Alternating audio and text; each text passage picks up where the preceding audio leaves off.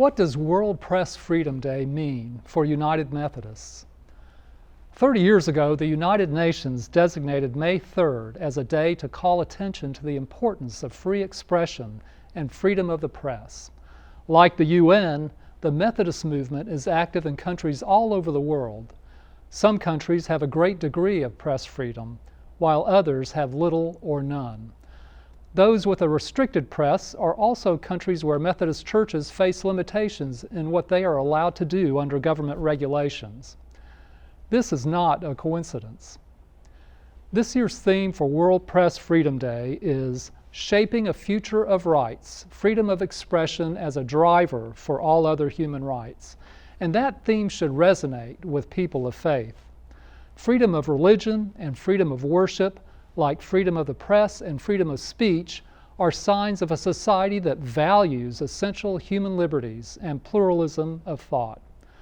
Governments that curtail these basic rights also try to control what people believe and what they think. Possessing a Bible or other religious materials in these countries can get people in trouble. Listening to or reading news media that aren't authorized by the government can also get people in trouble. These rights go hand in hand. In the United Methodist Church, our Book of Discipline underscores the importance of openness and transparency. It sets guidelines for open meetings, and it provides for a news agency that operates with editorial autonomy. Years ago, the denomination decided that having a news service would ensure that the church's story is told, and that it is told by professionally trained journalists who are knowledgeable about the church and have its best interests at heart. News, a ministry of United Methodist Communications, carries out that mission today. The denomination has been well served by this approach. When major news has happened in the world, News has been there to tell how United Methodists are responding.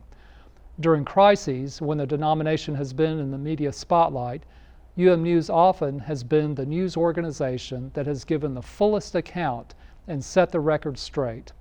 And on an ongoing basis, News has lifted up stories of individuals and congregations living their faith in amazing ways. We love to tell those stories, and we do so in multiple languages: Spanish, Korean, Portuguese, French, as well as English. United Methodists are at work in some of the most remote parts of the world, and we go there to capture their stories in photos, videos, and the written word. Reflecting the diversity of the church and amplifying voices that often are not heard are important values for News. The people of the church should see themselves in the stories and images, and we all should see Jesus. Having a news agency that reports both on the church's successes and struggles reflects well on the denomination's credibility and transparency. In a well-informed church, members and leaders are better equipped for making sound decisions.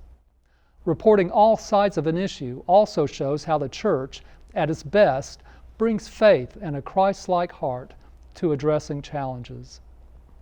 Objectivity is core to the work of both News and the Ask the UMC team at United Methodist Communications. Ask the UMC, the information service of the United Methodist Church, fields thousands of queries from people each year and provides insightful FAQs and features on the church, its beliefs, and its work in a straightforward style. Both Ask the UMC and News are striving to provide clear and authoritative information for the church in this time of uncertainty. Having the freedom to report the news comes with a responsibility to be diligent, thorough, and accurate, as well as fair and balanced.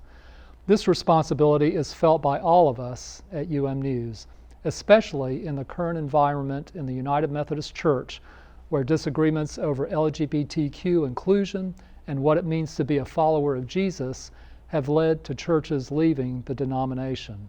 There are so many developments around church disaffiliations and the future of the denomination that our entire team could stay fully occupied covering nothing but this one topic. We hear from people asking us either not to report on disaffiliations or to report more on them. We have a responsibility to cover this issue, and we are working to do so in a way that provides context. Reporting on every individual situation is simply not possible. However, with our small team, we are producing a steady amount of coverage on this topic, providing all the clarity we can, while continuing to tell the other stories of the church that also need to be told. In addition to news reporting, we provide a platform for people to share their personal experiences and perspectives on topics of faith. Sometimes the views expressed can be unsettling, but those perspectives give us all a deeper understanding of one another's journeys and why we believe what we believe.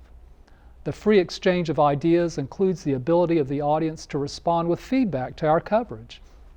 And constructive input, whether pro or con, is always welcome. On World Press Freedom Day, think about the role that news plays in your life and the importance of having multiple sources that you can rely on for information. Seek out different perspectives, including those that might challenge a deeply held view. Give thanks for the people who bring you the news in your community and church, and be an advocate for them. That includes United Methodist communicators who work in church regions or annual conferences. They play an important role in telling the stories, in addition to handling other major responsibilities in their conferences, and that's not always easy. On a day when we lift up freedom of the press and give thanks for the storytellers, it is important to celebrate the work of our conference communicators. Finally, with smartphones and other devices, each of us now holds a virtual press in our hands.